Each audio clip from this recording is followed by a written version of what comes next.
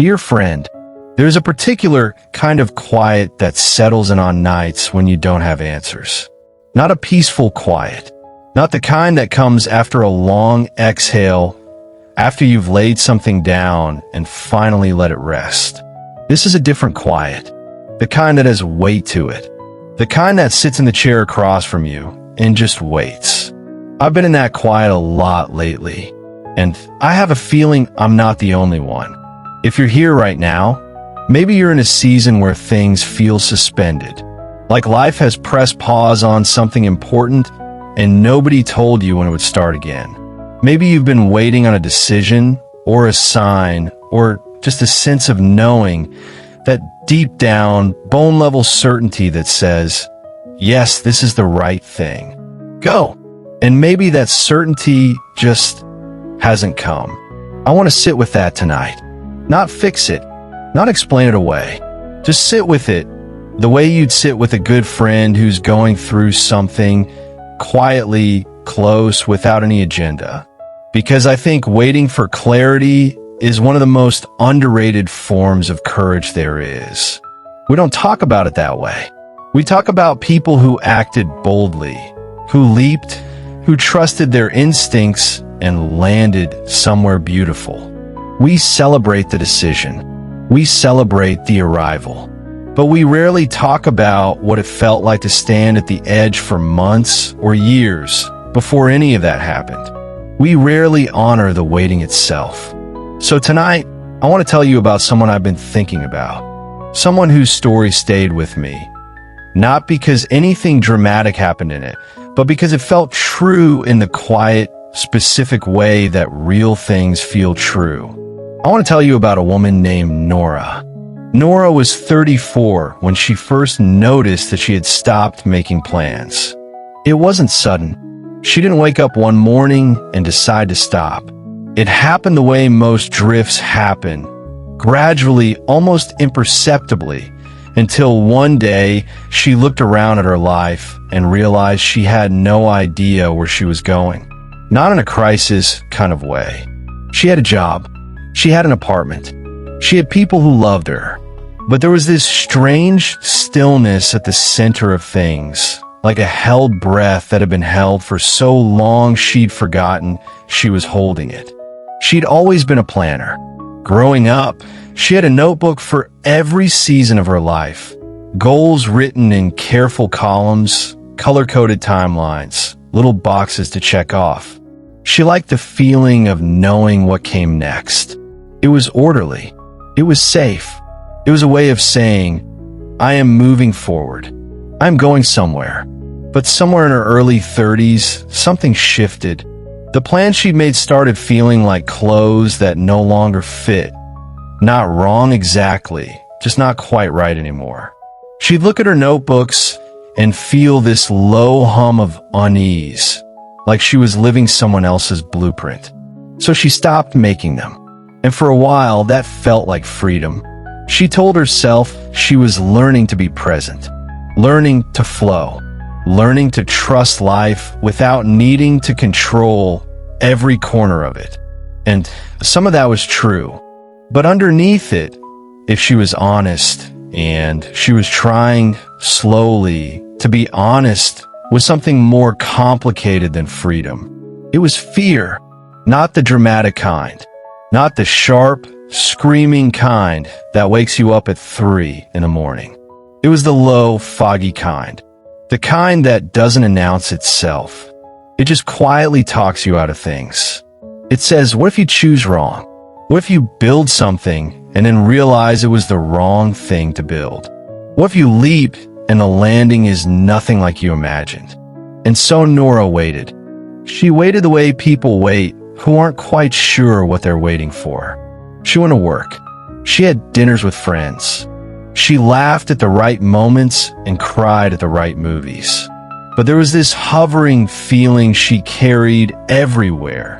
This sense that her real life was still somewhere just ahead of her, just out of reach, waiting for her to figure something out first. The thing that shifted, oddly enough, was a conversation she almost didn't have. She was visiting her mother one weekend in late October. That particular October light, the kind that makes everything look golden and a little mournful at the same time. And her mother mentioned, almost in passing, a woman named Ruth who had lived 2 houses down when Nora was growing up. Nora barely remembered Ruth. She had a vague impression of a small woman with silver hair who kept a wild, beautiful garden and always seemed to be outside in it, regardless of the weather. Her mother said Ruth had passed away earlier that year, quietly, at home, in her 90s. And then she said something that stopped Nora mid-bite of her sandwich. She said, "You know, Ruth spent almost 10 years deciding whether to move to Portugal. She had family there, a house she'd inherited from her grandmother. She'd always dreamed about it, but she kept waiting until she was sure, and she never went. She told me once, a few years before she died, that the waiting was the thing she regretted. Not the not going, the waiting." Nora set down her sandwich. Her mother didn't seem to realize what she'd said. She moved on to talking about something else, a neighbor, a recipe, some small news from the street. But Nora couldn't follow along. She was somewhere else entirely. She kept thinking about Ruth in her garden. Ruth in her beautiful, tended, blooming garden that she had poured herself into for decades. And she thought, that garden was a real thing, a true thing. Ruth's hands had made that. Her love had grown that. And yet Ruth had carried, the whole time, this other dream. This life in Portugal, this inherited house, this unnamed version of herself that she had never let herself reach for. Not because she couldn't, but because she kept waiting to feel sure enough. Nora drove home that night in the October dark, and she let herself think a thought she'd been avoiding for a long time. The thought was this: what if clarity isn't something that comes before you move? What if it's something that comes because you move? She sat with that for a while. She didn't like it at first. It felt too simple, too neat. It felt like the kind of thing someone stitches onto a pillow, not something that actually helps you when you're standing at the edge of a real decision with real stakes and a real fear of getting it wrong. But the more she sat with it, the more it felt less like a saying and more like something she already knew, somewhere below the noise. She thought about every time she'd ever felt clear. Not abstractly, but actually, specifically, the moments in her life when she'd thought, yes, I know what I'm doing, I know why I'm here. And she realized, when she traced those moments back, that not one of them had started with clarity. They had started with a small, frightened step into the unknown. Clarity had come after, sometimes long after. She thought about the year she'd changed careers in her late 20s. How terrifying it had been, how unready she'd felt, how she'd spent months paralyzed by the question, but what if it doesn't work? And how, once she'd done it, once she'd actually made the change, something had settled in her. Not immediately, not cleanly, but something had settled. She had learned things about herself that she could only have learned by going.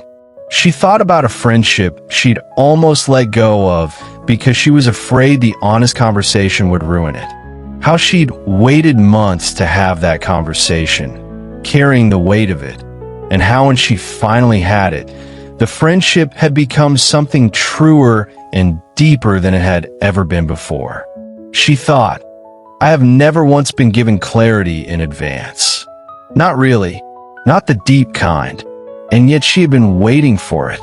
She had made waiting her whole stance toward her own life, without realizing that was what she was doing. Over the following months, Nora didn't make any sweeping changes. There was no dramatic turning point, no single morning where everything clicked into place. Life doesn't really work that way, even when we want it to. But she did start doing something small. Something almost embarrassingly small, given how large the waiting had felt. She started noticing what she was drawn to, not what she thought she should want. Not what made sense on a spreadsheet or looked good from the outside. Just what pulled at her.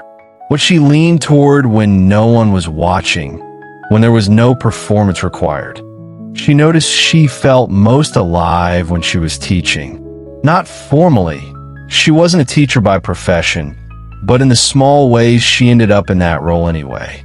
Explaining something to a colleague and feeling this warmth rise in her when understanding dawned on their face. Helping her niece work through a problem and feeling, for a moment, completely present, completely herself. She noticed she felt most drained when she was performing certainty she didn't have. These weren't revelations. They weren't the sudden, blinding clarity she'd been waiting for. They were quiet acknowledgments of things that had probably always been true. But there was something in the noticing itself that began, gently, to shift the air around her.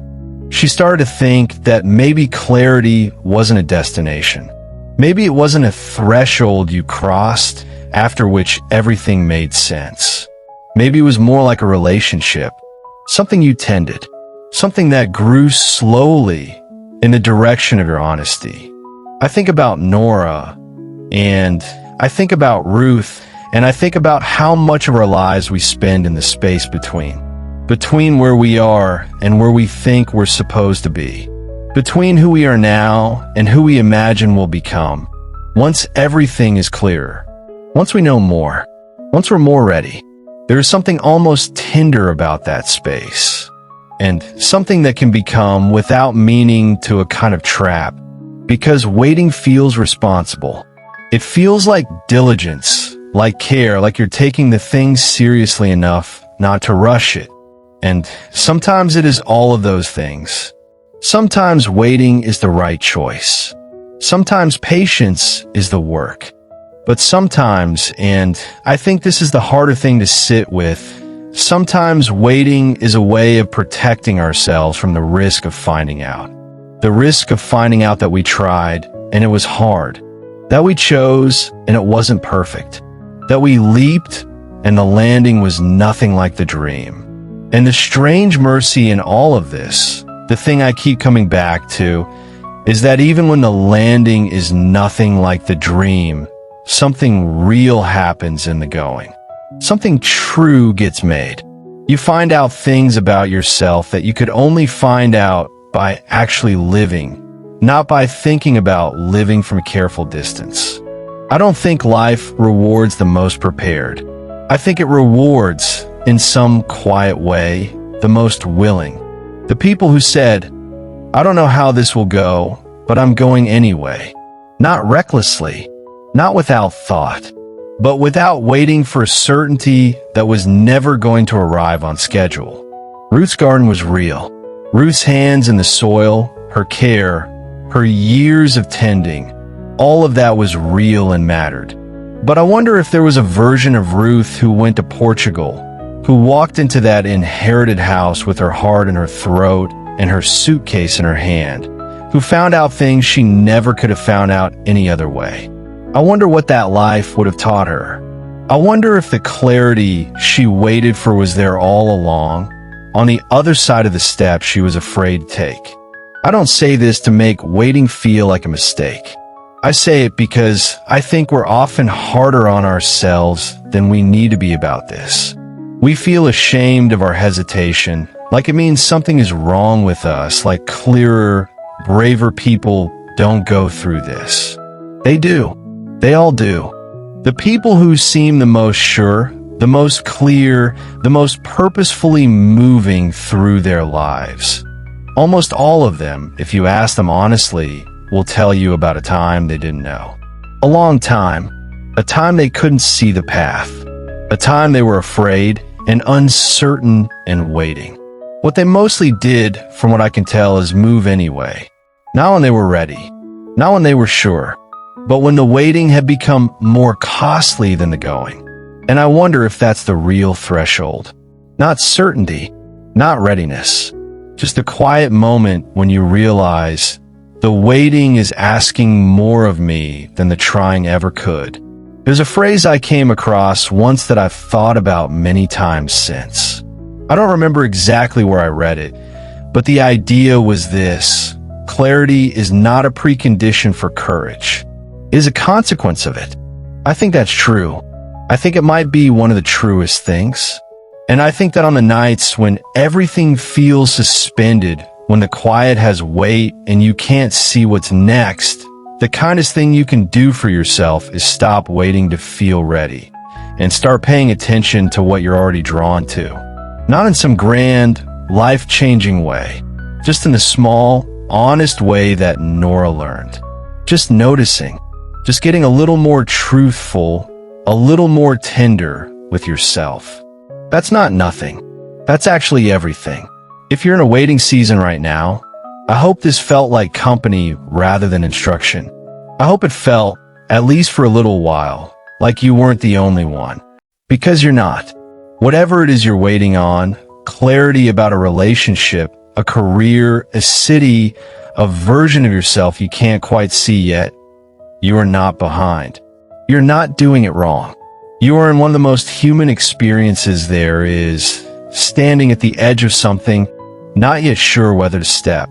I just want to say, quietly, from this small corner of the internet, the stepping is allowed to be imperfect. The landing is allowed to surprise you. The clarity is allowed to come late, or differently than you expected, or in pieces rather than all at once. None of that means you failed. All of that means you're alive. And that is more than enough. Thank you for being here. Go gently tonight and be kind to yourself. Until we meet again, subscribe, like, and share the light. This is Dear Emma, sending you light and love.